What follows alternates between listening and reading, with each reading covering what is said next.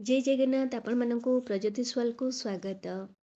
जून 17 तारिख आमर होची बसुमती स्नान आ से दिन होची श्री लक्ष्मी देवींकर पूजा। तो आमे माने भाबुचे जे केवल माँ लक्ष्मींकर पूजा होची जमती कि सुदशा व्रत हैला कि आमर माणवसा गुरुवार हैला तो सेई दिनटा को आमर भाबुचे जे मेन माने दिन माँ लक्ष्मींकर। किंतु आपण देखंतु मो असली खड़ीरत्न पंजिकार ହିଁ ସୁଟ୍ କରି ଦେଖାଉଛି ଲକ୍ଷ୍ମୀ ଦେବୀଙ୍କର ଯେଉଁ ବ୍ରତ ରହିଛି ସେ ବ୍ରତଟି ବସୁମତୀ ସ୍ନାନ ଦିନ ମଧ୍ୟ ଶ୍ରୀ ଲକ୍ଷ୍ମୀ ଦେବୀଙ୍କର ବିଶେଷ ଭାବରେ ପୂଜା କରାଯାଏ। ଯେମିତି ଆପଣ ମାଣବସା ଗୁରୁବାରରେ ମାଙ୍କୁ ପୂଜା କରୁଛନ୍ତି କି ସୁଦଶା ବ୍ରତରେ ପୂଜା କରୁଛନ୍ତି, ଠିକ୍ ସେହିପରି ବସୁମତୀ ସ୍ନାନରେ ମଧ୍ୟ ମା ଲକ୍ଷ୍ମୀଙ୍କୁ 3 ଧୂପରେ ମାଙ୍କୁ ପୂଜା କରାଯାଇଥାଏ। ବସୁମତୀ ସ୍ନାନ କ'ଣ ପ୍ରଥମେ ବୁଝିବା। ବସୁମତୀ ଅର୍ଥାତ୍ ମା ଧରିତ୍ରୀ ବା ମା ପୃଥିବୀ। ତ ଜ୍ୟେଷ୍ଠ ମାସରେ ଏହି ପର୍ବଟି ପଡ଼ିଥାଏ। ତ ଏହି ଦିନ ମାଟି ମାକୁ ପୂଜା କରାଯାଇଥାଏ। ଲୋକମାନେ ବିଶ୍ୱାସ କରନ୍ତି ଯେ ଆହା ପୂର୍ବରୁ ଯେଉଁ 3 ଦିନ ଅଛି ତ ମାଙ୍କୁ ସେ 3 ଦିନ କଷ୍ଟ ଦିଆଯାଇ ନଥାଏ, କାରଣ ସେ ଋତୁମତୀ ହେଇଥାନ୍ତି। ଆଉ ବସୁମତୀ ସ୍ନାନ ଦିନ ମାଙ୍କୁ ସେଦିନ ପୂଜା କରାଯାଇଥାଏ, ତାଙ୍କୁ ସ୍ନାନ କରାଯାଇଥାଏ, ପୂଜା କରାଯାଇଥାଏ। ଆଉ ଏଇ ଦିନ ମା ବସୁମତୀଙ୍କ ସହିତ ଶ୍ରୀ ଲକ୍ଷ୍ମୀ ଦେବୀଙ୍କୁ ପୂଜା କଲେ ଘରେ ସୁଖ ଶାନ୍ତି ଧନ ବହୁତ ମାନେ ଧନ ସମ୍ପତ୍ତିରେ ଘର ପରିପୂର୍ଣ୍ଣ ହୋଇଥାଏ, ତା ସହିତ ଭଲ ଫସଲ ମଧ୍ୟ ମିଳିଥାଏ। ତ ମା ବସୁମତୀଙ୍କର ପ୍ରଥମେ ସ୍ନାନ କେମିତି କରିବା ଦେଖନ୍ତୁ, ମୁଁ ଫାଷ୍ଟ କହିଦେଉଛି। ତ ସେଦିନ ଆପଣ ସକାଳୁ ଭଲ ଭାବରେ ଉଠି ଆପଣ ମୁଣ୍ଡ ଧୋଇ ଗାଧେଇବେ।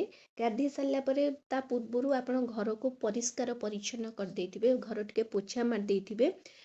ତ ସେଦିନ ଆପଣ ବିଳମ୍ବରେ ଟିକେ ପୂଜା କଲେ କିଛି ଅସୁବିଧା ନାହିଁ, ମା ଲକ୍ଷ୍ମୀଙ୍କୁ ପୂଜା କଲେ ମଧ୍ୟ କିଛି ଅସୁବିଧା ନାହିଁ।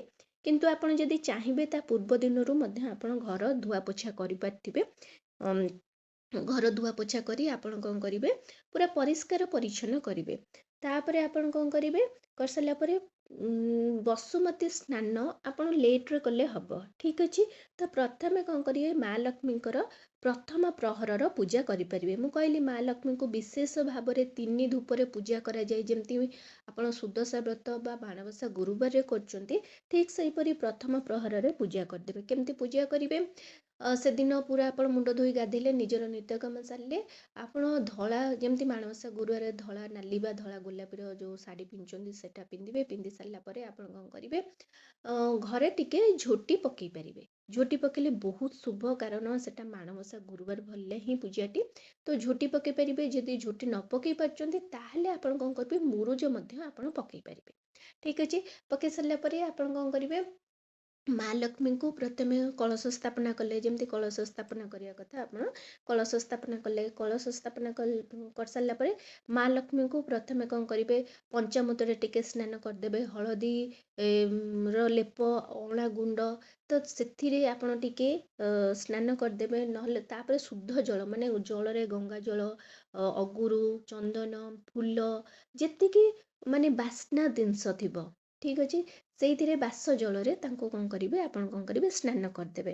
ମା ଲକ୍ଷ୍ମୀଙ୍କ ସହିତ ଆପଣ ଯୁଗଳ ଭାବରେ ପ୍ରଭୁ ନାରାୟଣଙ୍କୁ ମଧ୍ୟ ସ୍ନାନ କରାଇ ପାରିବେ, ଠିକ୍ ଅଛି। ସ୍ନାନ କରାଇ ସାରିଲା ପରେ ପ୍ରଭୁଙ୍କୁ କ'ଣ କରିବେ, ନୂଆ ପୋଷାକ ବା ନୂଆ ବସ୍ତ୍ର ଆପଣ ପିନ୍ଧେଇ ଦେବେ, ପୋଛି ଦେବେ, ତାଙ୍କୁ ପିନ୍ଧେଇ ଦେବେ। ଆପଣ ଯଦି ମାଙ୍କର କିଛି ବାହନ ଅଛି, ମାନେ ଯେମିତିକି ପେଚା ହେଲା, ହାତୀ ହେଲା, ତାଙ୍କୁ ମଧ୍ୟ ଆପଣ ହଳଦୀ ପାଣିରେ ଟିକେ ଗାଧେଇ ପଞ୍ଚାମୃତରେ ସ୍ନାନ କରି ସେଇଠି ପାଖରେ ପୋଛି ପାଛି ଦେଇକିନା ତାଙ୍କୁ ଆସ୍ଥାନ ଦେଲେ।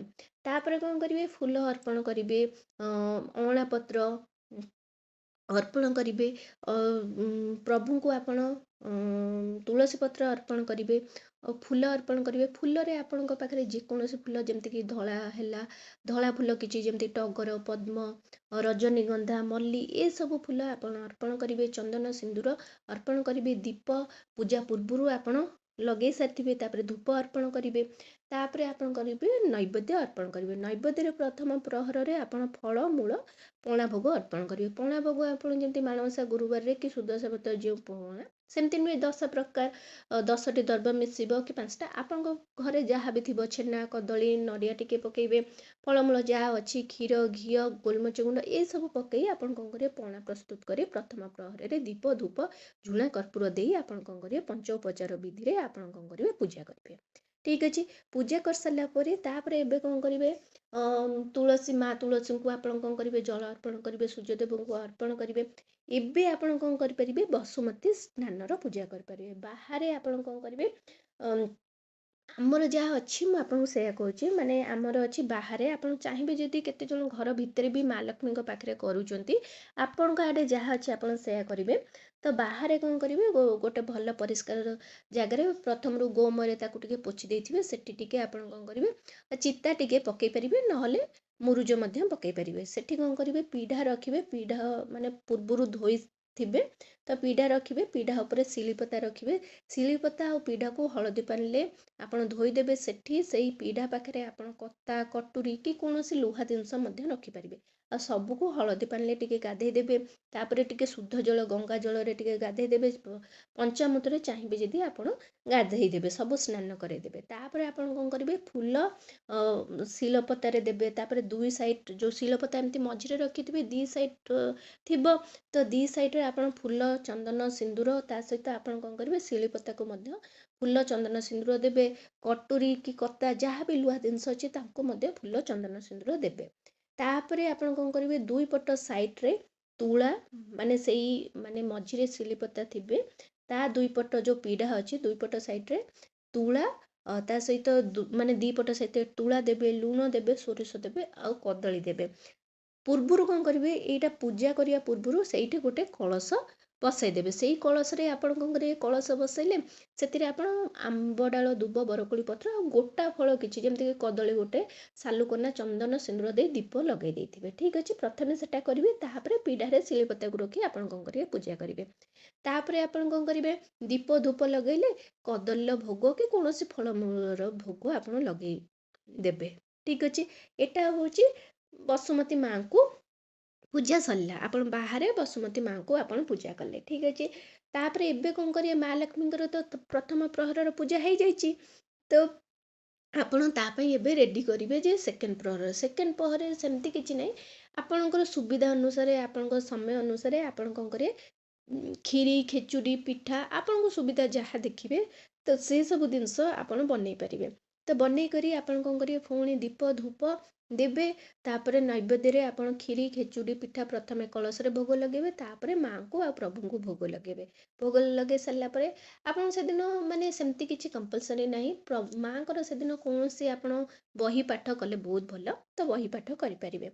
ତାପରେ ତୃତୀୟ ପ୍ରହରରେ ଆପଣ କ'ଣ କରିବେ ପଣା ଭୋଗ ଲଗାଇ ପାରିବେ ନହେଲେ ଆପଣଙ୍କ ଫଳମୂଳ ନହେଲେ କଦଳୀ ଭୋଗ ବି ଆପଣ ଚାହିଁବେ ଯଦି ଆପଣଙ୍କ ସୁବିଧା ଅନୁସାରେ ତୃତୀୟ ପ୍ରହରରେ ପୂଜା କରିବେ। ପୂଜା କରିସାରିଲା ପରେ ଆପଣଙ୍କର ଦୀପ ଧୂପ ଝୁଣା କର୍ପୂର ଲଗାଇ ଆପଣ କ'ଣ କରିବେ ପୂଜା କରିବେ। ଠିକ୍ ଅଛି ଏହିପରି ଭାବେ ମାନେ ବିଶେଷ ଭାବରେ ମା ଲକ୍ଷ୍ମୀଙ୍କୁ 3 ପ୍ରହରର ପୂଜା କରାଯାଏ। ଆଉ ବସୁମତୀ ସ୍ନାନରେ ମାଙ୍କୁ ପୂଜା କଲେ ତାର ଗୋଟେ ଅଶେଷ ଫଳପ୍ରାପ୍ତି ମଧ୍ୟ ମିଳିଥାଏ।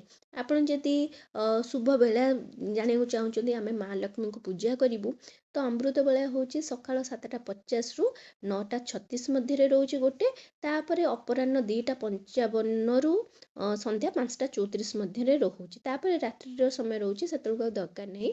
ମାହେନ୍ଦ୍ର ବେଳା ମଧ୍ୟ ଆପଣଙ୍କର ରହୁଛି ସକାଳ 6ଟା 4ରୁ 7ଟା 50 ମଧ୍ୟରେ ଗୋଟେ ମାହେନ୍ଦ୍ର ବେଳା ରହୁଛି।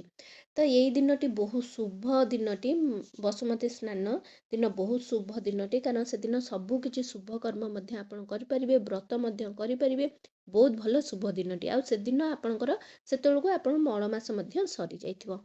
ଆଶା କରୁଛି ଭିଡ଼ିଓଟି ଆପଣମାନଙ୍କୁ ବହୁତ ପସନ୍ଦ ଆସିଥିବ ଯଦି ଆସିଛି ତାହେଲେ ଏଇ ଚ୍ୟାନେଲକୁ ଜଲ୍ଦି କରି ଲାଇକ୍ ସେୟାର ସବସ୍କ୍ରାଇବ୍ କରିଦିଅନ୍ତୁ। ନମସ୍କାର।